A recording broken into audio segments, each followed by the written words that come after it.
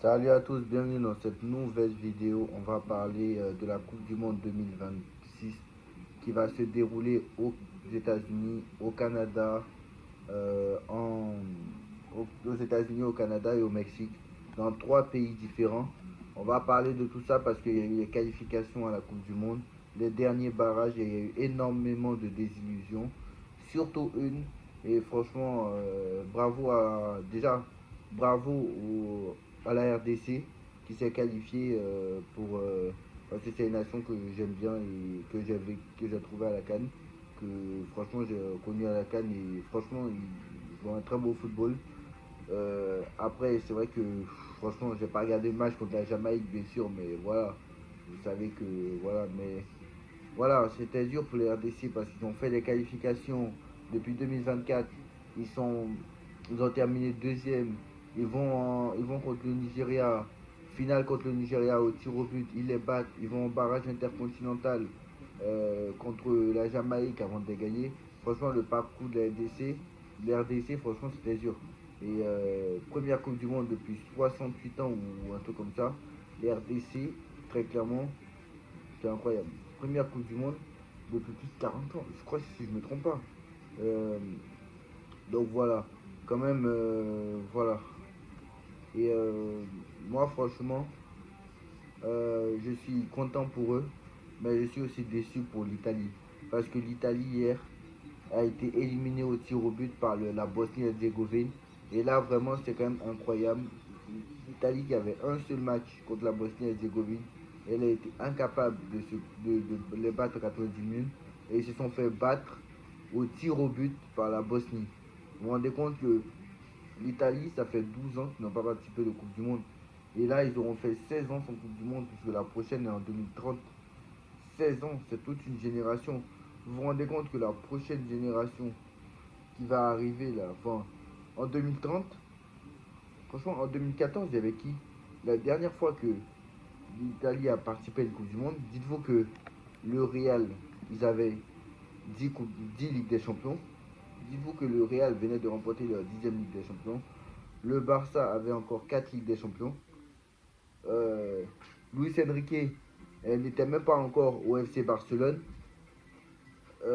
La sélection espagnole était tenant du titre. Lionel Messi avait 27 ans à peu près. Vous vous rendez compte de la dinguerie quand même? Moi, franchement, l'Italie, c'est effrayant. C'est effrayant. Et honnêtement, voilà, je pense que ils vont pas s'en remettre encore une fois. Et voilà, je pense que Donnarumma, c'est une catastrophe surtout pour lui. Mais bon, voilà, il est jeune, il peut participer encore à une Coupe du Monde. Mais là, franchement, devoir attendre 2030 pour participer à une Coupe du Monde, on est vraiment parti. Sachant que à l'Euro 2024, ils se sont ratés de peu, hein. Donc voilà. Donc attention à ça. Voilà. Après, voilà, la Suède s'est qualifiée aussi hier en barrage européen en sortant la Pologne. Voilà. Après, il y a eu les barrages intercontinentaux. Voilà. Enfin bref, on va vous dire maintenant la composition de tous les groupes de cette Coupe du Monde. Et je vais vous dire un peu mes pronos que je vois pour cette Coupe du Monde parce que franchement, il y a de, il y a de bons, franchement, il y a de bons matchs. Franchement, il y a de bons matchs et je pense que je vais regarder certains matchs, voilà, mais pas tous, voilà. Alors, on y va. Les groupes. Groupe A, Mexique, Afrique du Sud, Corée du Sud et République tchèque. Franchement, c'est un bon groupe. Honnêtement, c'est un bon groupe. Groupe B, Canada, Bosnie-Herzégovine, le Qatar et la Suisse. Bon, espérons que là, le Qatar fasse mieux qu'une dernière place. Comme... Excusez-moi. Espérons que là, le Qatar fasse mieux qu'une dernière place. Mais là, j'en doute parce que déjà, la Suisse est de très bonne qualité. La Bosnie est une équipe de très bonne qualité. Et le Canada, j'en ai pas besoin de parler de Davis et de Jonathan David. Voilà, donc ça va être très compliqué. Le groupe C, il y a Brésil, Maroc, Haïti, Écosse. Honnêtement, c'est un bon match. C'est un bon groupe aussi. Là aussi, c'est un bon groupe. Donc à voir, hein. Voilà, à voir, voilà. La Côte d'Ivoire, par exemple, nous, on a fait un bon match contre l'Écosse. Donc voilà, à voir. Mais je pense que, voilà. Bien sûr que les gens vont dire que le Brésil et le Maroc partent favoris de ce groupe. Mais attention à l'Écosse parce que c'est très très dangereux quand même. Donc attention. Groupe D, États-Unis, Paraguay, Australie, Turquie. Alors là, hier, la Turquie qui s'est qualifiée au barrage européen. Alors moi, je pense que la Turquie, hein, qui est à la Coupe du Monde, n'a pas participé depuis longtemps aussi. Euh, L'Australie, un habitué hein, depuis quelques années. Et le Paraguay, qui n'a pas qualifié, n'était pas qualifié depuis 2014, si je ne me trompe pas. Le Paraguay, moi je pense que il y a, il y a une certaine homogénéité quand même dans ce groupe. Tout le monde peut finir premier, tout le monde finit deuxième. Mais je pense que vu les joueurs des États-Unis, peut-être qu'ils finiront premier. Mais je pense que comme ils ne sont pas tellement spécialisés peut-être ils sont pas tellement foot, je pense que la Turquie finira premier parce que la Turquie a quand même l'habitude de ces matchs-là.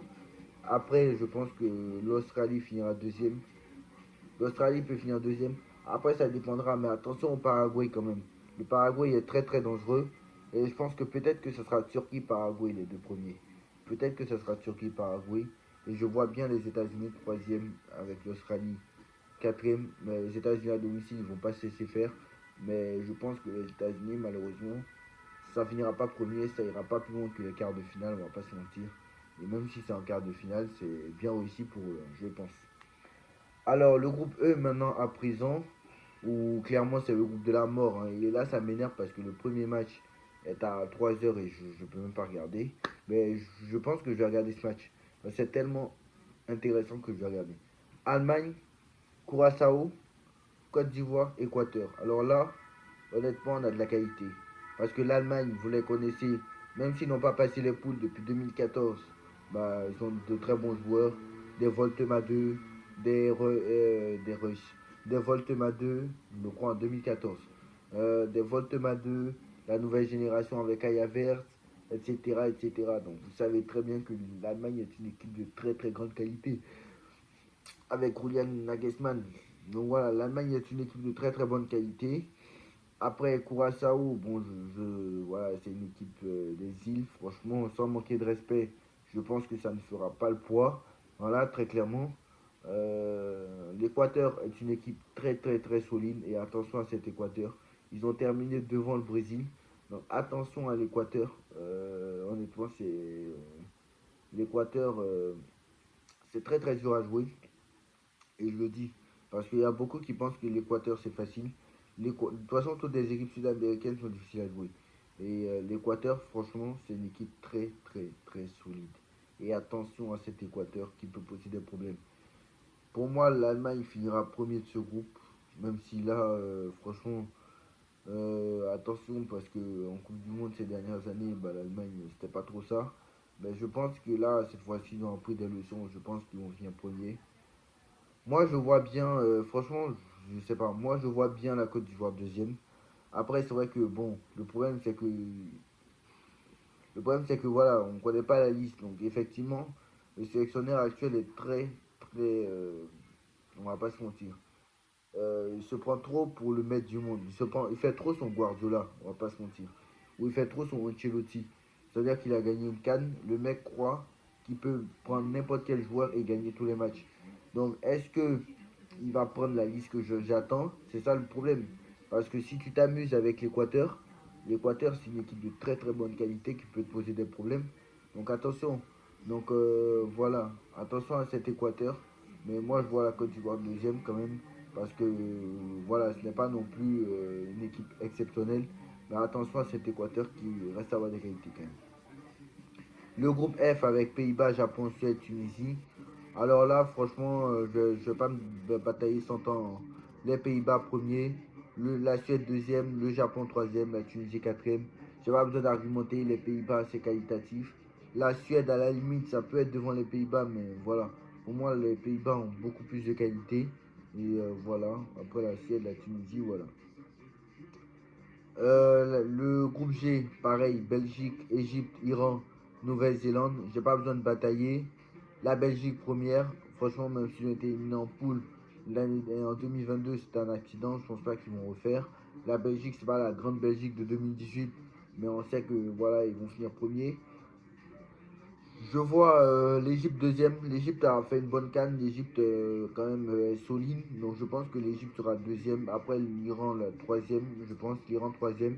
Parce que l'Iran joue quasiment tout le temps les Coupes du Monde. Donc l'Iran est un habitué de phase de Coupe du Monde, contrairement à la Nouvelle-Zélande qui n'a pas joué depuis longtemps. Donc voilà. Le groupe H maintenant à présent où on a le grand favori de la compétition. Parce que pour moi c'est le grand favori de la compétition. Je dis l'Espagne, le Cap-Vert, l'Arabie Saoudite et l'Uruguay. Alors là, franchement, je pense que voilà, on va pas batailler 100 ans. L'Espagne premier avec 9 points, tranquille. L'Uruguay deuxième. L'Arabie Saoudite troisième et le Cap-Vert quatrième parce que franchement, le Cap-Vert, franchement, c'est l'une des équipes. On va pas se mentir, voilà, c'est l'une des équipes qui revient en Coupe du Monde depuis très longtemps. Je crois que le Cap Vert, c'est leur première Coupe du Monde. Je ne sais pas, le Cap Vert, la dernière fois. Non, le Cap Vert, je crois que c'était leur première Coupe du Monde. Et franchement, le Cap Vert, voilà. Pas me manquer de respect au Cap Vert, mais vous comprendrez que c'est au-dessus, c'est en dessous. Voilà. Le groupe I à présent, celui qui nous intéresse, la France, le Sénégal, l'Irak et la Norvège. L'Irak s'est qualifié. Moi, attention, parce que je vois la France première, évidemment. Je vois la Norvège deuxième, parce que voilà, la Norvège a battu 2 fois l'Italie. Et même, attention à cette Norvège, parce que je pense que la Norvège a la possibilité même de finir premier. Parce que, attention à cette Norvège, qui va jouer son troisième match contre l'équipe de France. Sachant que je sais que le premier match de l'équipe de France, c'est contre le Sénégal. Et la Norvège jouera contre l'Irak. Donc c'est sûr que je pense que la Norvège va gagner le premier match et la France aussi, qui en général gagne son premier match. Le deuxième match sera contre l'Irak et ce Sénégal-Norvège. Donc attention, parce que si jamais le Sénégal arrive à tenir tête à la Norvège et que la France bat l'Irak, d'accord, il aura déjà 6 points. Donc attention à cette histoire de. Voilà. Parce que je sais que Deschamps aime faire tourner au dernier match, en général. Mais quand il a déjà 6 points. Donc attention, parce que voilà. Je pense que Sénégal-Irak, c'est les 2 premiers matchs, c'est sûr et certain. Donc peut-être que il aura, il y aura deux victoires comme aux 2 dernières Coupes du Monde et après il va vouloir faire tourner. Comme d'habitude, il aura déjà 2 victoires, il va vouloir faire tourner. Donc attention à ce piège de faire tourner contre la Norvège qui est une équipe de très très grande qualité qui aura peut-être quelque chose à jouer. On ne sait pas. Hein. Peut-être que voilà. Moi je pense que voilà. Après même si je pense que France, Sénégal et Irak, Norvège, je pense que la France et la Norvège gagneront. Donc ça fera 3 points pour les deux. Et après, ça inversera Norvège, Sénégal et France, Irak. Ils auront tous les deux 6 points. Donc peut-être que s'ils veulent jouer la première place, voilà. Donc attention, ce sera peut-être le match pour la première place. Donc on ne sait pas. Mais je pense que attention à ce troisième match parce que Deschamps risque de faire tourner et j'ai peur qu'on perde cette première place. Voilà. Et après le groupe J, l'Argentine, Algérie, Autriche, Jordanie. L'Argentine tenant du titre, très clairement. Même si voilà, on va pas reparler de cette Coupe du Monde ou cette finale assez bizarre. Mais bon, voilà. L'Argentine tranquillement première. Même si Messi a dit qu'il n'est pas sûr de participer à cette dernière Coupe du Monde. On sait très bien tous qui sera là. On sait tous qui sera là, on va pas se mentir. L'Algérie, moi je vois l'Autriche deuxième. Parce que l'Algérie a beaucoup de difficultés. L'Algérie, franchement, je vois la Jordanie, bon la Jordanie quatrième, on va pas se mentir, l'Algérie troisième, c'est logique pour moi. Le groupe K avec le Portugal, le Congo, l'Ouzbékistan et la Colombie. Bon, la RDC qui s'est qualifiée bien sûr pour, les, pour les barrages intercontinentaux, aussi au but en sortant le Nigeria. Après, ils se sont qualifiés après contre la Jamaïque en un match après une victoire hier nuit. Et donc, là, le Congo est en Coupe du Monde. Et ils affronteront le Portugal et la Colombie. C'est pas simple du tout. Moi, je vois le Portugal première, bien évidemment. Ils ont de très bons joueurs. Hein. Mais rien que citer ceux qui sont au Paris Saint-Germain. Euh, Nuno Mendes, des João Neves, Vitinha. J'ai une grosse équipe, hein, le Portugal. João Neves, Vitinha, Bruno Fernandes. Bon, Bruno Fernandes joue pas au PSG, mais vous voyez ce que je veux dire. João Neves, Vitinha, Nuno Mendes, Gonzalo Ramos, sont énormes.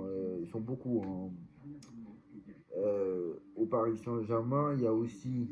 Euh, il y a aussi les joueurs de Manchester City, Bernardo Silva, et l'autre qui joue chez le rival, Bruno Fernandes.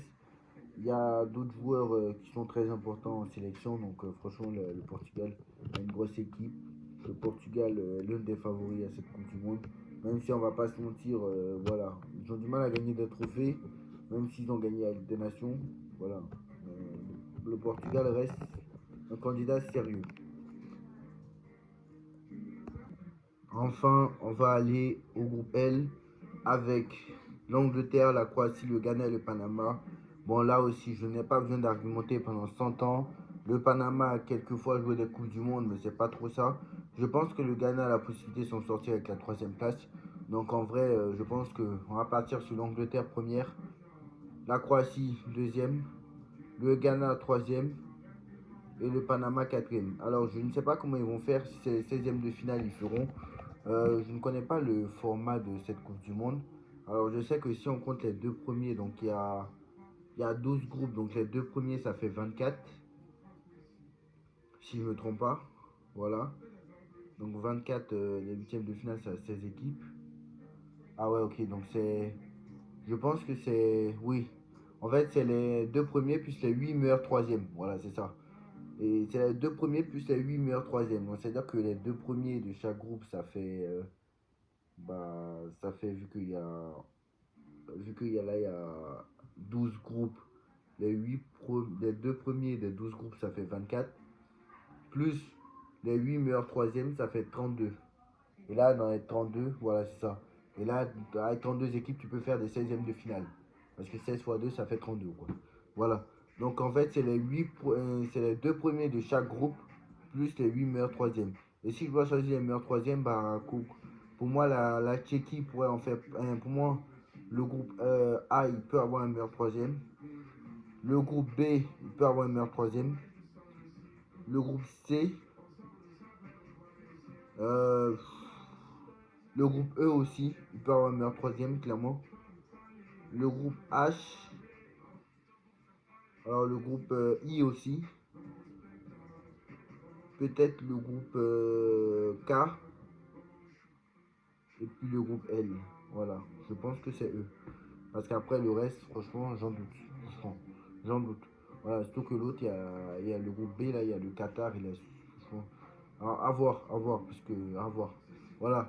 Enfin bref, dites-moi en commentaire ce que vous en pensez. Dites-moi en commentaire ce que vous en pensez. Qu'est-ce que vous en pensez? Est-ce que l'Italie est clairement mort au niveau du football? Parce que très clairement, une Coupe du Monde sans l'Italie, je répète encore une fois, mais franchement c'est catastrophique. Après vous me direz, on est un peu habitué, mais ça fait quand même 12 piges qui n'en ont pas joué. C'est toute une génération. Voilà, 12 piges qui n'auront pas joué. Voilà, et la prochaine c'est 2030, donc ça fait 16 piges. Donc voilà, c'est quand même assez incroyable. Voilà. Dites-moi en commentaire ce que vous en pensez, on like, on partage, on commente, on s'abonne. On se retrouve très vite pour une nouvelle vidéo. Tchuss.